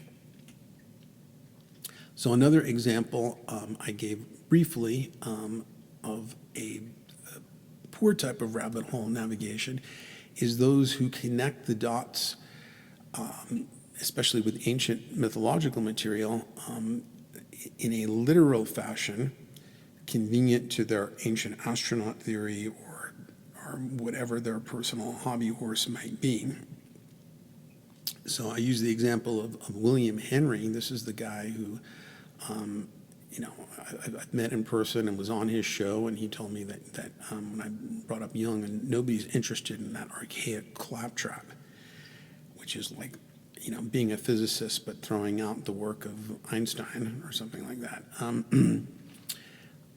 Except that Einstein has been superseded and really Jung hasn't. And so I was once listening to William Henry on Coast to Coast, the same show I've often been on, and it was like he had Stargate Tourette's. He's talking about all these different passages from different mythologies, and you see, that's a Stargate, that's a Stargate, and so forth. Every other word out of his mouth seemed to be Stargate. And so finally, it was time for the call-in part of the show, and a middle-aged woman who sounded refreshingly down to earth and reality testing and irritated with Henry said, okay, you keep talking about Stargates. Can you give me a concrete, specific example of an actual Stargate? He goes, well, yes, I can. 2 days before Martin Luther King gave his, and I'm not quoting verbatim, but this is from memory, his I Have a Dream speech, he gave a very similar version of the speech, and it might have been the day before or something. And in that speech, he said, this is what we are trying to do. We are trying to build a bridge to the stars or to the future.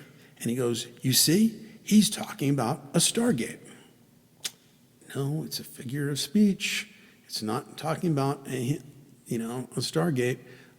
But when you're that much of a literalist, somebody using a figure of speech and talking about a bridge to the future, that's all you need to think that it's a literal Stargate. And so these are the same thing with conspiratists, where if George Bush Sr. gives a talk about a new world order, then he's admitting to a vast reptilian conspiracy or something called the New World Order. And it's amazing how they will do this. They're supposed to be the same folks who are killing people to preserve their secrets, but then on other occasions where they use a certain phrase or something, they will have no problem with the inconsistency of pulling out something like that was completely revealed publicly, as though their supposed secret conspiracy were not being kept secret at all when it's convenient to their worldview. Okay, believing that those of us in the present era, this is Jeffrey Kripal points this out, it's based on the literal mythological approach that we are in this uniquely objective zone, and we're able to see through the ancient texts to the ancient astronauts and so forth that are supposed to be at work. And so they just assume that the point of view of the present era is much better informed and more aware than those of any other era. And so that all this nonsense about Ezekiel's wheel and this, that, or the other thing, they know the real truth, that of course it's a nuts and bolts spacecraft, and that these ignorant earlier folks wrongly attributed it to something related to their religion or whatever. So they basically misapply Arthur C. Clarke's principle that any sufficiently advanced technology will appear to be magic, but that does not mean that all ancient magic should be interpreted as previously misinterpreted advanced alien technology. And so if you remember Aleister Crowley's definition of magic, the science and art of creating change in conformity to will. Now that change could be made directly to our perception, and it could be done telepathically, and it wouldn't necessarily require a device made by an advanced extraterrestrial. So when you read the more sophisticated observers of the ufology phenomenon, like Jacques Vallée, I know in one of his books, maybe it was Dimensions, I'm not sure, but Vallée talks about a scientist who told him, if there was one correct label that we could apply to the visitors, it would be reality transformers, because they are clearly shapeshifters and are able to alter our perceptions. And so that's why different people may perceive them differently, even in a single encounter experience. And so, and I think the same scientist said, if you really want to know what's going on, it's sort of like you're watching this fantastical movie, just engrossed in all the images, but if you really want to know what's going on, you have to kind of turn your head around and look back at the movie projector that's the source of all of these images. So this is part of the phenomenological sophistication that I recommended in the video. Not to just assume, and as a literalist, that whatever you're experiencing is the literal truth, and that the way that you're interpreting it is the only possible interpretation. And as Kripal points out, there's really no good reason to assume that we just happen to be living in the historical moment that has the privileged, correct, objective view of things. And in fact, there is very good reason to assume that this is not the case. Okay.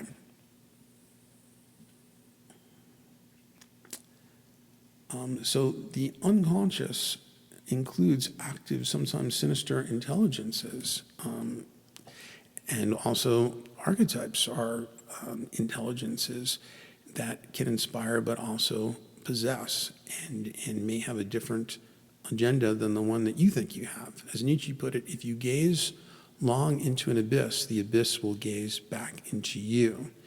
So the stance of the naive objectivist is as if they're looking through this synthetic quartz window into a fantastic world unfolding on the other side, but actually that window is not there. It is being what's out there is being affected by what's going on inside of you, and what's inside of you may affect what is being manifested outside.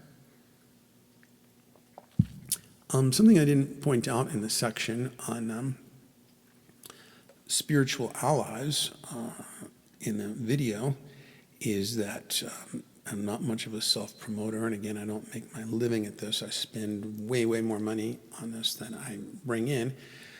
But if you go on my website, there is a services page, and I do every so often consult with people on a paid basis who've had paranormal experiences. I do it on a sliding scale because I don't want it. It's a spiritual service. I don't want to turn people away who are sincere. Because they have a limited income.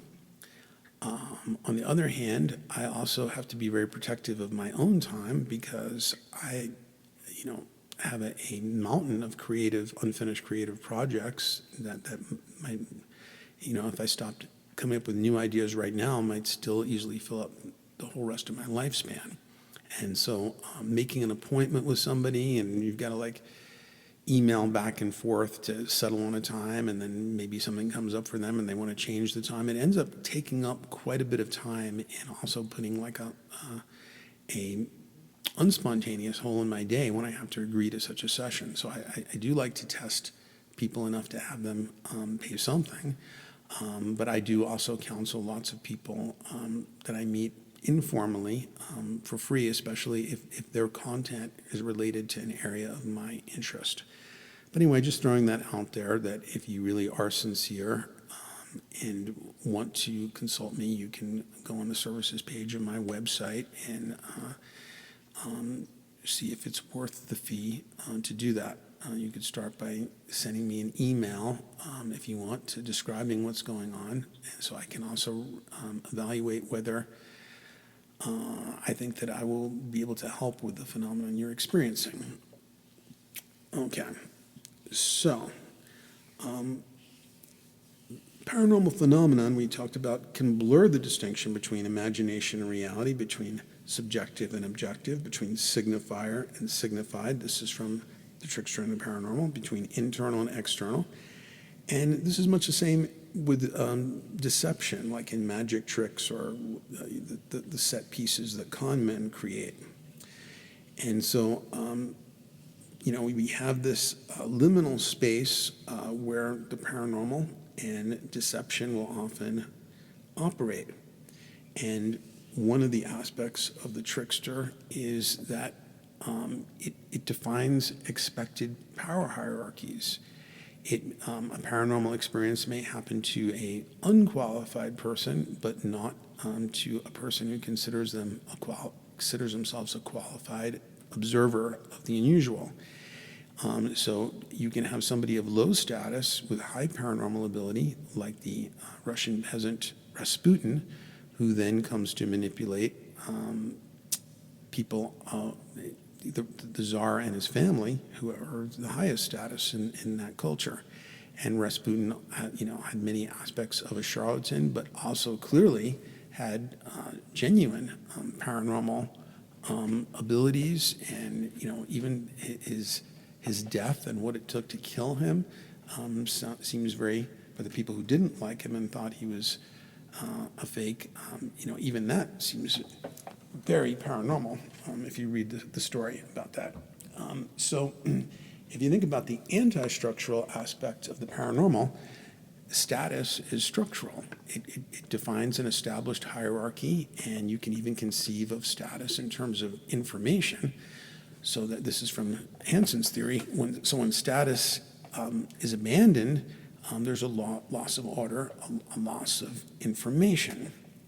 And so tricksters, this is reading from Hansen's book now, are boundary crossers. They destabilize structures, they govern transitions, they also embody paradox, contradiction, and ambiguity. The topic of marginality can be included here. Tricksters are marginal characters. They live at boundaries with uncertain, ambiguous statuses. And so we may have talked about some of this before. well, we certainly did. I just don't know if I covered some of these exact quotes here. Like he points out that ghosts are liminal or what I would call interstitial creatures. They exist in the netherworld between life and death, and they challenge the idea that there's a clear separation of the two. And the visitor phenomenon that many people assume must be either a hoax or extraterrestrials, but might be something far weirder and more ambiguous, at least in our ability to discern who or what they actually are. The grays are liminal creatures, in other words. And, okay, I think we covered some of this stuff. All right, let's see what's next here. Marginality, solitariness, and travel are all associated with liminality and with the trickster. In a 1978 article in the Journal of the American Society for Psychical Research, Richard Reichbart suggested that the act of simulating psi may stimulate actual psi phenomena. And I think there have actually been experiments that have shown this now. So this is part of the subversive aspect of it. And things that about proven psi effects that just violate all sense of common sense reality, like the replicated results proving retrocausation. Look it up. Okay.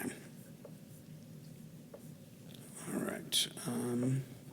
Well, maybe I'll give a better version straight from the book. I gave a garbled version about what happened when PsyCop was formed, because this is sort of the best known and often quite obnoxious skeptic group out there, creating Wikipedia, both Wikipedia and TED Talks have been, people have pointed out that they have a sort of an atheistic, not that an atheist would have to be anti-paranormal, but a lot of them attach that to it through the connection of the kind of fundamentalism of scientism. There's no reason why science or atheists have to be unfriendly to the paranormal, but many of them are for cultural reasons, because it's sort of part of a unexamined and very emotionally identified with Ersatz religion of a sort, a religion of being a true believer in certain negatives, so that they're more properly called debunkers rather than skeptics. We already pointed out why this kind of attitude is the opposite of what the Greek philosophers called the skeptics were about. The irrational prejudice that establishment gatekeeper types in academia and in science will often have toward new paradigms. It doesn't mean that all new paradigms should be accepted, and some deserve to be debunked. But the irrational prejudice toward the paranormal and toward viewpoints that expose things that are missing or distorted in established paradigms, the irrationality of that, this is a vast subject and one that I've discussed and written about in a number of places, especially Reality Testing is Politically Incorrect, and very especially in Carnival 2012, a psychological study of the 2012 phenomenon and the pitfalls and downside and something of blind spots of esoteric research. A lot of it was based on my long friendship with recently deceased close friend John Major Jenkins, who was a independent researcher into the ancient Maya and had many interesting archaeoastronomical insights into their culture, rigorously researched. And I watched him over more than a 20-year period in which I became very worried about his health, and for good reason, because of the incredible stress of being attacked by two camps on either side. Many of the New Age charlatan trickster types, like Jose Aguirres and his followers, would attack John's reality testing. And then also the world of academic Mayan scholars, some of whom privately supported John's insights or sometimes without proper attribution would incorporate them into their own work.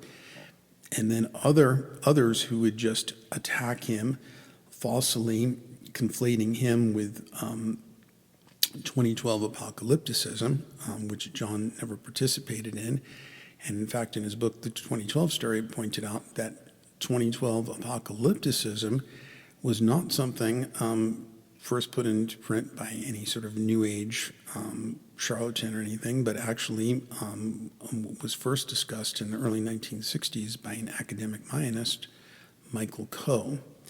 So, but I get into all this in Carnival 2012, and we both discuss this, and in a 5-hour and 6-minute YouTube called, you can find on Reality Sandwich on my website or on my YouTube channel, John Major Jenkins, reflecting on a life of discoveries and tribulations.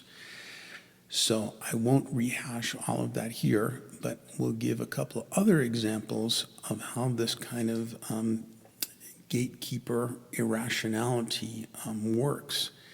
So one stunning example is the way Rupert Sheldrake, this is the Cambridge biologist who came up with the idea of morphic fields, and published a book in 1981 called A New Science of Life. And so his arch critic, Sir John Maddox, obviously a person of high status, not only is he a member of the aristocracy, he is Sir John Maddox, but he is also the editor, read gatekeeper, of the prestigious journal Nature, about as prestigious a science journal as there is. And in his infamous editorial in the journal Nature in 1981, Sir John Maddox said about Rupert Sheldrake's book, "This infuriating tract is the best candidate for burning there has been for many years." He's actually advocating book burning. In an interview broadcast on BBC television in 1994, he said, "Sheldrake is putting forward magic instead of science, and that can be condemned in exactly the language that the Pope used to condemn Galileo, and for the same reason. It is heresy."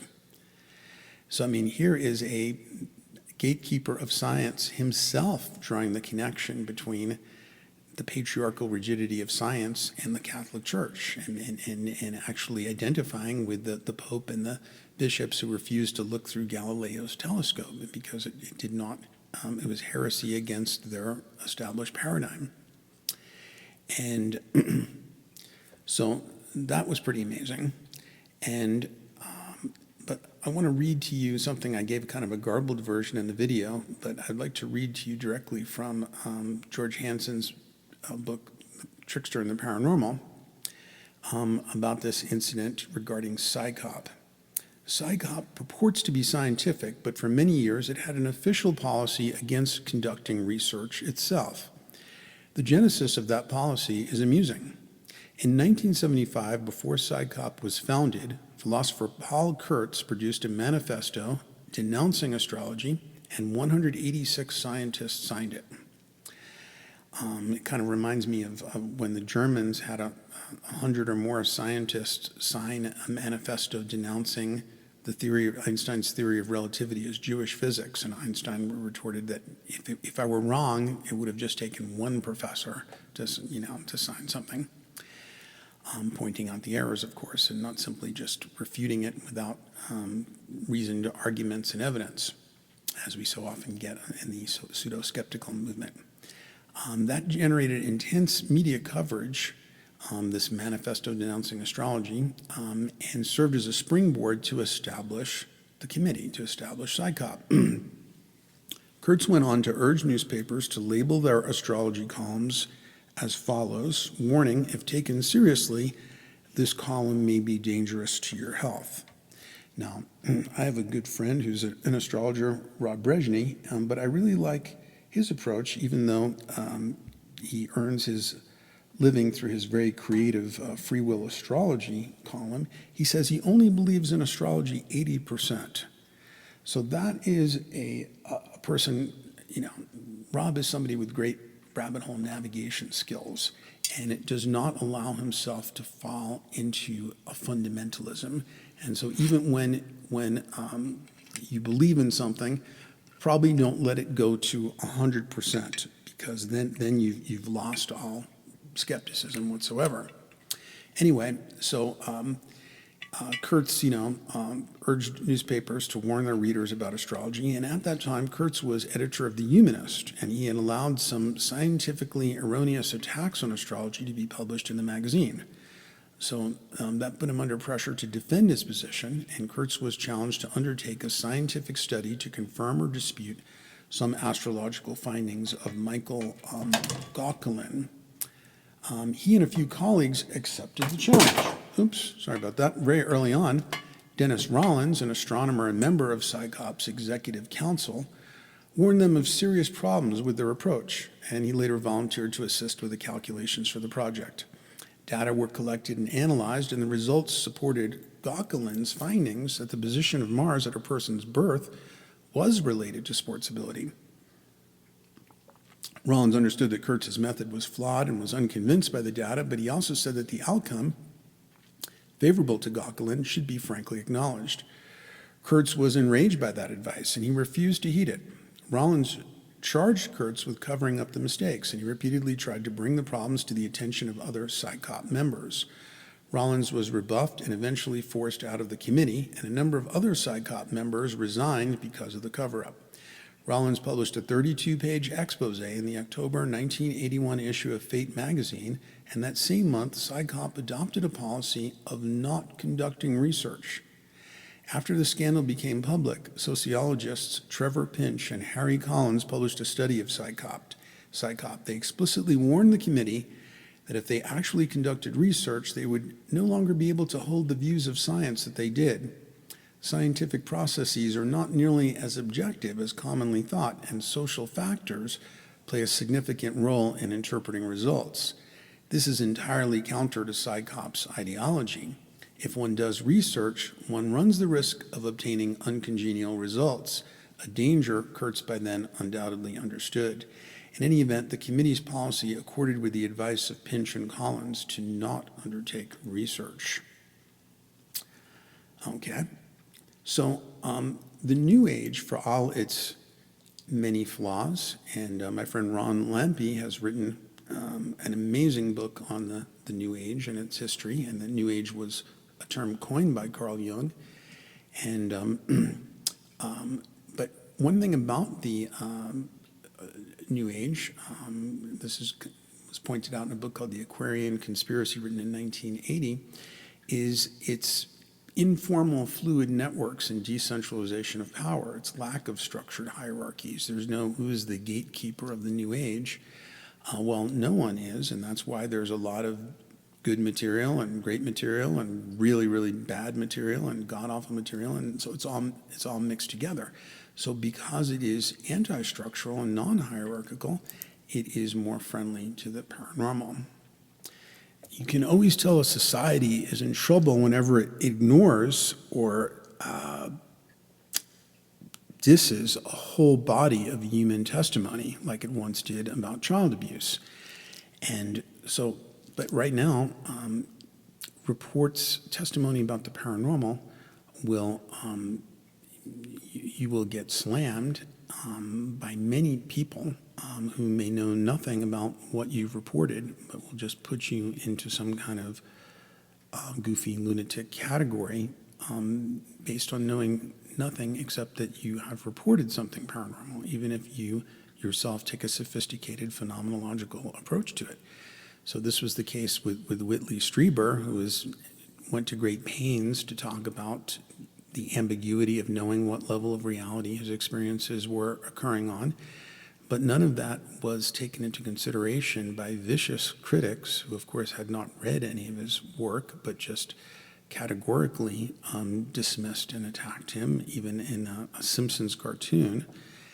But Whitley Strieber would say stuff, I am reporting a perception, not making a claim, and there's a world of difference between these two approaches, and indeed there certainly is. But irrational critics will not take that kind of disclaimer into account. So, but speaking of something that could get me into trouble with such types, I've talked about the mind-parasite hypothesis, and you can read my many writings on that subject or listen to the YouTube, my most popular one, Mind Parasites, Energy Parasites, and Vampires. If this hypothesis is true, there may be many entities capable of influencing our thoughts and perceptions. Sometimes they may just be other people that we are close to and where there is telepathic bleed through. And so this is another reason why we have to be careful when we look into our own dreams and our own thoughts and our own fantasies is there's a kind of a blurred boundary between our psyche leaves off and others interpenetrate. And so this whole thing about subject and object never being quite as separate as as many people assume, and that seems to be the case with the Weavicle experiments and quantum mechanics.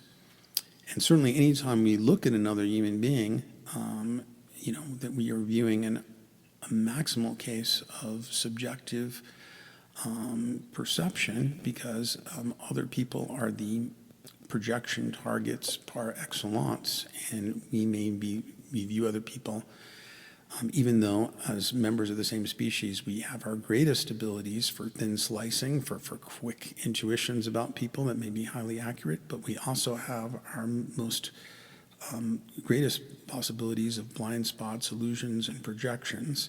So we're always kind of seeing other people through a dark glass, often getting back a reflection of ourselves. I point this out in some of my oracle cards, like respecting the otherness of others, that we can spend a whole lifetime never getting done trying to know who we are. So to assume that we have a total handle on any other person is just plain ignorance. All right, well, I think I should bring this fireside chat to some kind of a imposed ending. I say imposed because there are just endless topics and subtopics I could go into, but I would just be doing the fireside chat forever instead of living my life. And of course, same for you. Should be a brief aside, from your own rabbit hole navigation experiences. And part of the idea of the path of the numinous is what somebody once said: don't read a book, or I would add, watch a YouTube, listen to a podcast or whatever, unless it's like a ball of light glowing in your hands. So the most huge and undiscussed topic, one that I touched on in the video in this sort of sci-fi corridor space where I talked about the imaginal, is everything that I've learned about chaos magic and working in the idioplastic realm of the imaginal. There are quite a number of physicists, going back to some of the founders of quantum mechanics, who concluded that consciousness is a fundamental and irreducible attribute of the universe, that it is not something that can be seen as merely an epiphenomenon or secondary effect of biochemical process in the brain, not an illusion, as many materialists like the ignorant philosopher Daniel Dennett believe. It may be, and some physicists have suggested this, like Amit Goswami and Fred Alan Wolf, it may be the fundamental aspect of the cosmos. And so that matter, it may be seen as an exteriorization or secondary effect of consciousness itself. And most of them come from the idea that there's sort of like one capital C consciousness, like Gene Radin talks about this in his most recent book. And then there is the lowercase consciousness of our individual consciousness. So we can be viewed as sort of like one entity with multiple personality, disorder or order, depending on how you think about it. Individual nodes of a great consciousness that is the main factor behind the reality. This is why, as individuals, we can't necessarily, through you create your own reality, alter everything, because we are a node in a much vaster consciousness with a capital C. However, when we work with the materials of consciousness, what both Fred Alan Wolf and Amit Goswami, who wrote The Self-Aware Universe, point out or make a case for is, in philosophy there was this whole search for the monad, which would be sort of like the indivisible particle or whatever that is the most indivisible unit making up our reality. So we had the Greek atomists, for example, who thought it might be a tiny particle. And there were also those who believed that everything was made out of fire. I think Heraclitus was one of those, and that therefore, water and solids were like a fire, solidifying itself and so forth. And others thought, things were made of earth, air, water, and fire in different proportions, and so on. And then we started discovering atoms and then ever more improbable subatomic particles. And some physicists say that, and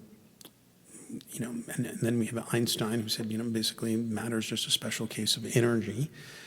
So then energy became like the monad. Some physicists say that information really should be seen as the monad, and this gets into simulation theory, where there are papers being published in scientific journals about theories that our whole reality is a simulation. But what Amit Goswami and Fred Alan Wolf and some other physicists make the case for is that if you posit consciousness as the monad, the paradoxes of quantum mechanics, like objects being in two places at the same time, all of these vanish.